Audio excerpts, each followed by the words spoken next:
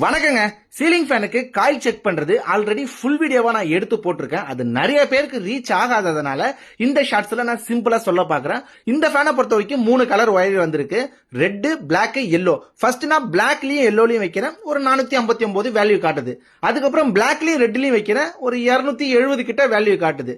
அதுக்கப்புறம் எல்லோலயும் ரெட்லயும் வைக்கிறேன். ஒரு 190 கிட்ட காட்டுது. அப்ப எதுல அதிகமா காட்டுச்சு? பிளாக்கும் எல்லோவும். அப்ப அது ரெண்டுத்துலயும் கெபாசிட்டரை கனெக்ட் பண்ணிக்கங்க. எதுல வேல்யூ அதிகமா காட்டுதோ அது கெபாசிட்டரை கனெக்ட் பண்ணிக்கங்க.